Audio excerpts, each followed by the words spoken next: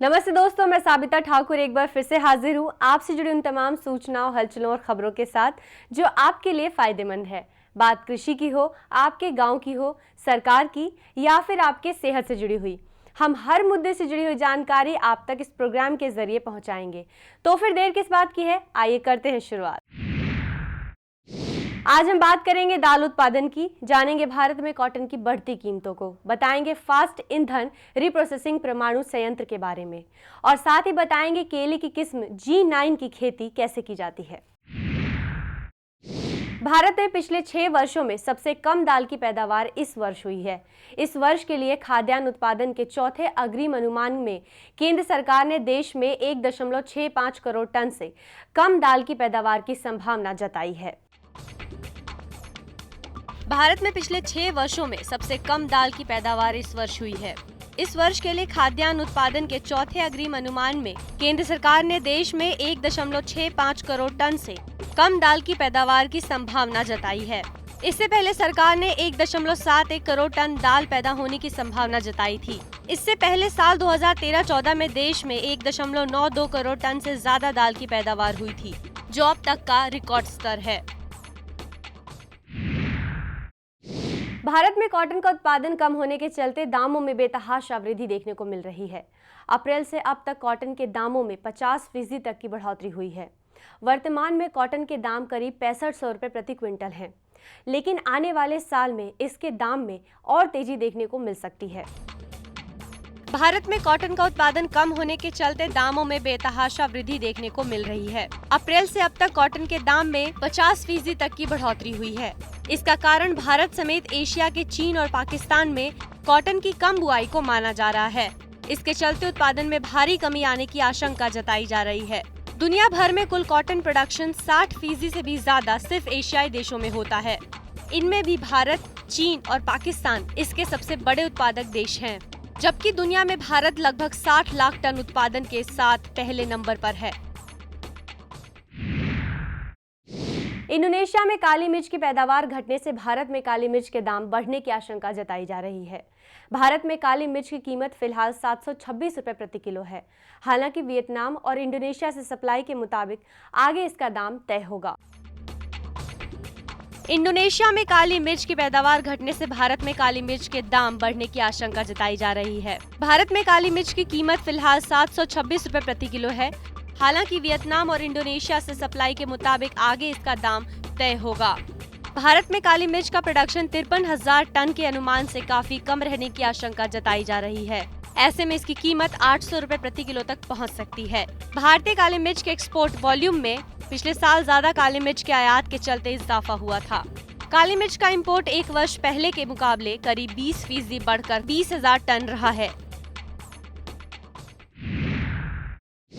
पिछले 15 दिनों में ऑक्शंस में चाय की बिक्री 30% तक घट गई है। टी प्लांटर्स और ऑक्शनर्स का कहना है कि जून में अधिक सप्लाई, रीजनल और नेशनल पैकेट टी कंपनी की ओर से कम खरीदी और मांग में कमी के चलते कीमतों में गिरावट देखने को मिल रही है। पिछले 15 दिनों में ऑक्शंस में चाय की बिक्री 30% घट गई है। इसका कारण अधिक खपत वाली ब्लैक टी की कीमतों में 6 से 8% की कमी आना है। नोएडा की Mohini tea leaves private limited जैसी रीजनल पैकेट टी कंपनी का कहना है कि असम और पश्चिम बंगाल के कुछ हिस्सों में भारी बारिश से चाय की क्वालिटी पर असर पड़ा है और इसी वजह से डिमांड घट गई है। कोलकाता ऑक्शंस में 37.5 लाख किलोग्राम टी बिकने के लिए मौजूद थी, लेकिन इसमें से केवल 27 लाख किलोग्राम ही बिक सकी है। गुवाहाटी ऑक्शन सेंटर में 40.9 लाख किलोग्राम टी ऑफर की गई थी, लेकिन केवल 27.5 लाख किलोग्राम की ही बिक्री हुई है। बड़ी पैकेट टी कंपनियों की ऑक्शंस में हिस्सेदारी कम रही है। प्राइसेस में कमी आने का ये भी एक कारण है। गुडरी ग्रुप के मैनेजिंग डायरेक्टर एन सिंह ने बताया, उत्तर बंगाल में वर्षा अधिक होने की वजह से जुलाई की फसल पर असर पड़ा है। असम में भी चाय की फसल प्रभावित हुई है, लेकिन वहाँ स्थिति उत्तर बंगाल जितनी खराब नहीं है। दुधारू पशुओं के आहार में महंगी सरसों व मूंगफली की खली की पूर्ति अब अजोला यानी हरा चारा करेगा। इस हरे चारे से पशुओं में 15 से 20% दूध बढ़ाया जा सकता है, क्योंकि इनमें 25 से 35% तक प्रोटीन की मात्रा मिलती है। दुधारू पशुओं के आहार में महंगी सरसों और मूंगफली की खली की पूर्ति अब अजोला करेगा। दुधारू पशुओं के लिए यह सस्ता और ताज़ा आहार है। यह गाय, भैंस, भेड़, बकरी, खरगोश और मुर्गी पालन के लिए कम खर्च में आने वाला फीड सप्लीमेंट है। अजोला में 3.5% नत्रजन तथा कार्बनिक पदार्थ होते हैं। इससे जमीन की उर्वरा क्षमता में बढ़ोतरी होती है। अजोला में protein, amino acids, vitamin A, B12, beta carotene, शरीर बढ़ाने के लिए कैल्शियम, फास्फोरस, पोटेशियम, लोहा और कॉपर मैग्नीशियम से परिपूर्ण अच्छा स्रोत है। फिलहाल वक्त हो चला एक छोटे से ब्रेक का। ब्रेक के बाद जानेंगे भारत के पहले तीव्र ईंधन रिप्रोसेसिंग परमाणु संयंत्र के बारे में।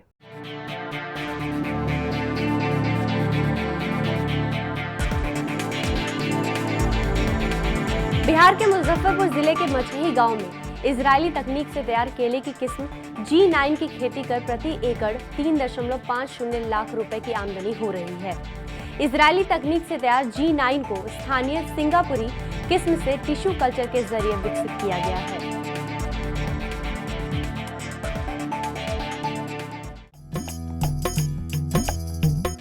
ब्रेक के बाद एक बार फिर से आप सभी का स्वागत है देश डायरी में। पहाड़ी राज्य हिमाचल प्रदेश की पहचान विश्व में एप्पल स्टेट के तौर पर है। यहाँ के संघर्षशील बागवानों ने कठिन परिस्थितियों में विदेशी किस्म के एप्पल पैदा कर दुनिया के लिए उदाहरण पेश किया है। हिमाचल की सफलता से सीख लेकर अब अरुणाचल प्रदेश भी इस राह पर कदम रखने जा रहा है।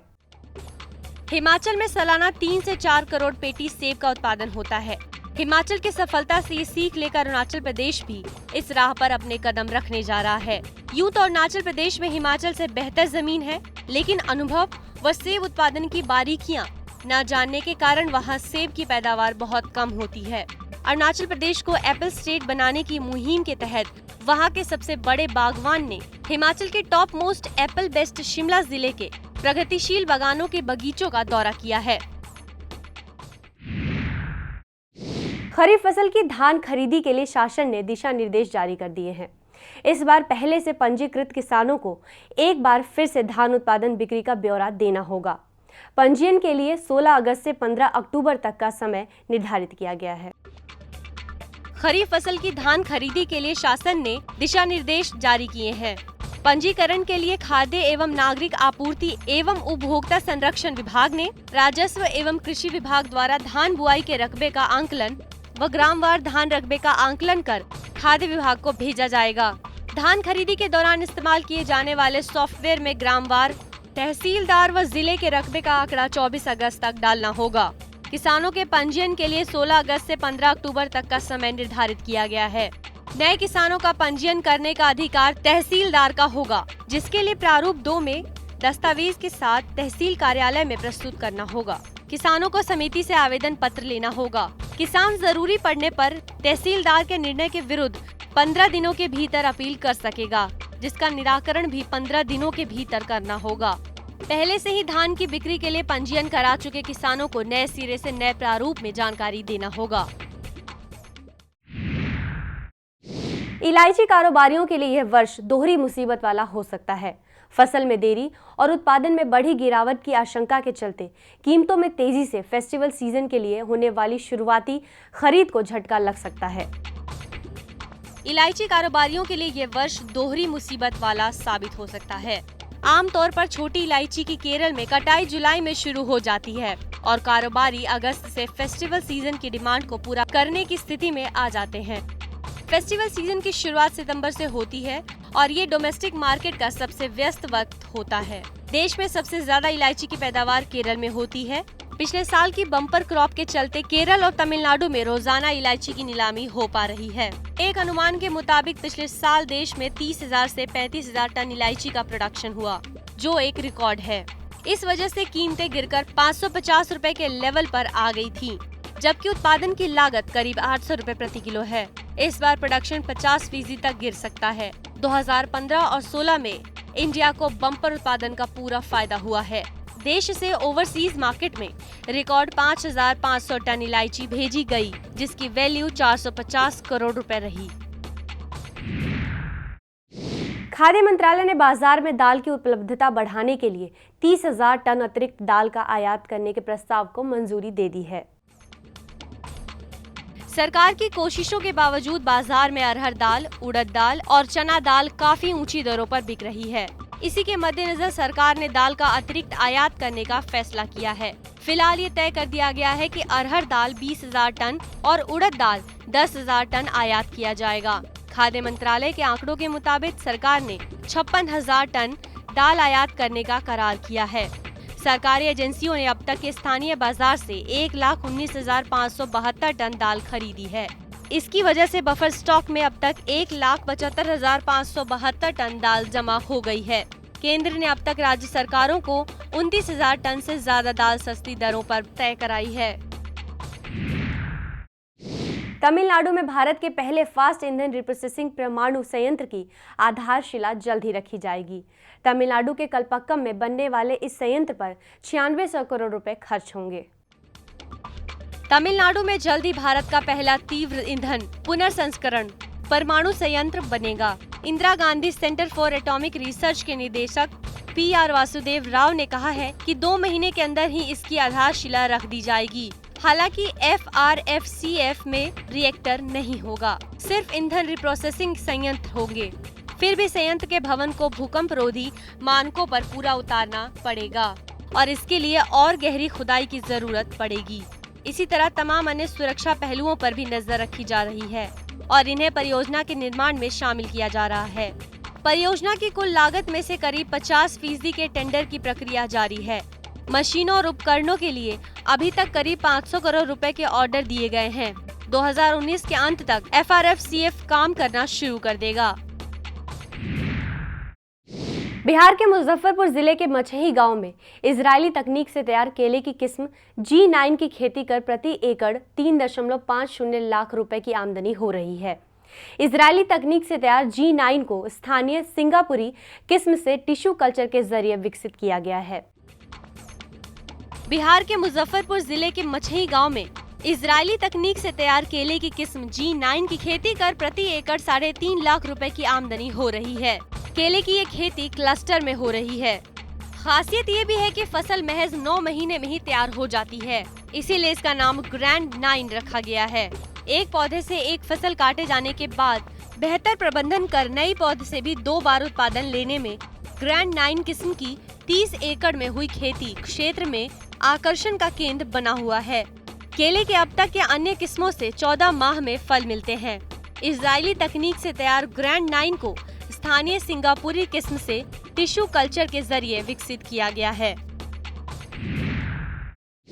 तो दोस्तों यहाँ रुकते हैं एक छोटे से ब्रेक के लिए। ब्रेक के बाद हम आपको बताएंगे लाडली लक्ष्मी योजना के तहत बालिकाओं को इस शिक्षा सत्र में मिलने वाली छात्रवृत्ति के बारे में।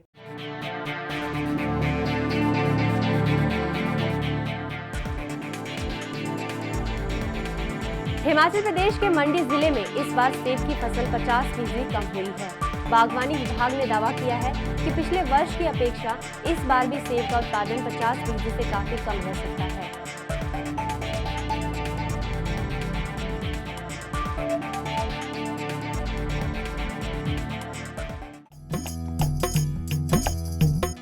ब्रेक के बाद एक बार फिर से आप सभी का स्वागत है देश डायरी में।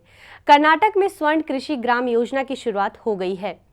इस योजना को कर्नाटक सरकार और international crop research institute for the semi arid topics ने संयुक्त रूप से शुरू की है। कर्नाटक में स्वर्ण कृषि ग्राम योजना की शुरुआत हो गई है। इसके पहले फेज में 105 गांव मॉडल विलेज के रूप में डेवलप करने के लिए शामिल किए गए हैं। सरकार का दावा है कि इस योजना से किसानों की आय में प्रति वर्ष 20% की बढ़ोतरी होगी। कर्नाटक सरकार ने इस वर्ष के अपने बजट में इस योजना को शुरू करने की घोषणा की थी।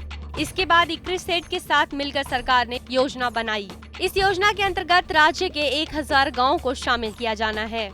इसके तहत किसानों की भागीदारी से टेक्नोलॉजी को बढ़ावा देकर सस्टेनेबल एग्रीकल्चर को बढ़ावा दिया जाएगा।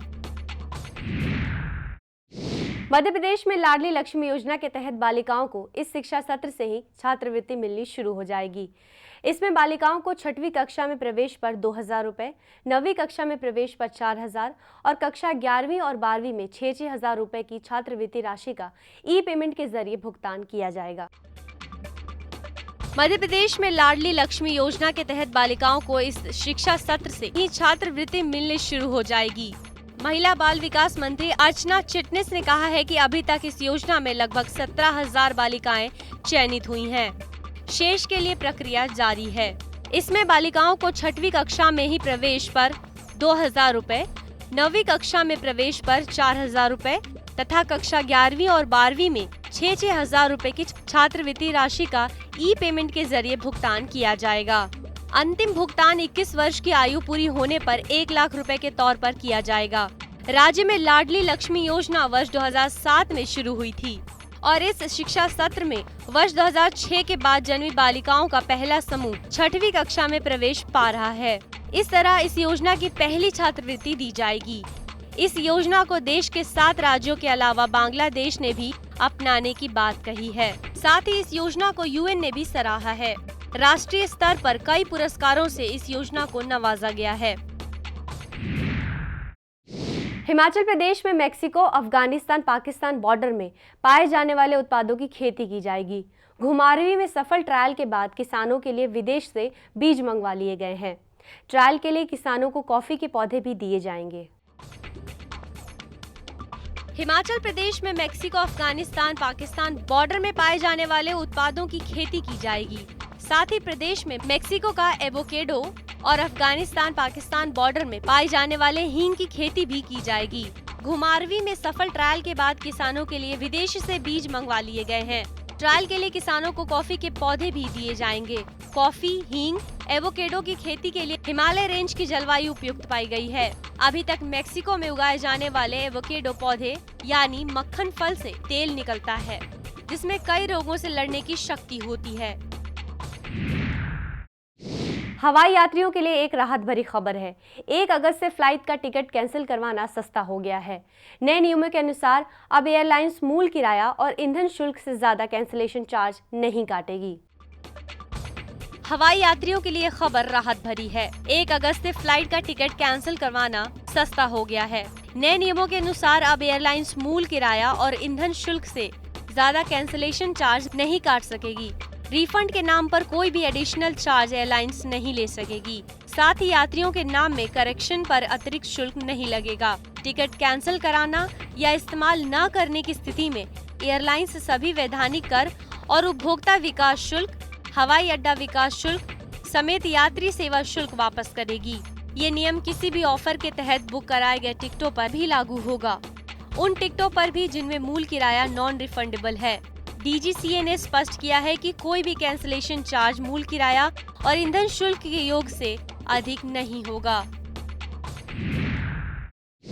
मौजूदा उच्च स्तर पर मांग कमजोर होने के कारण बीते सप्ताह के दौरान दिल्ली के थोक अनाज बाजार में बासमती चावल की कीमतों में लगातार दूसरे सप्ताह भी गिरावट देखने को मिल रही है।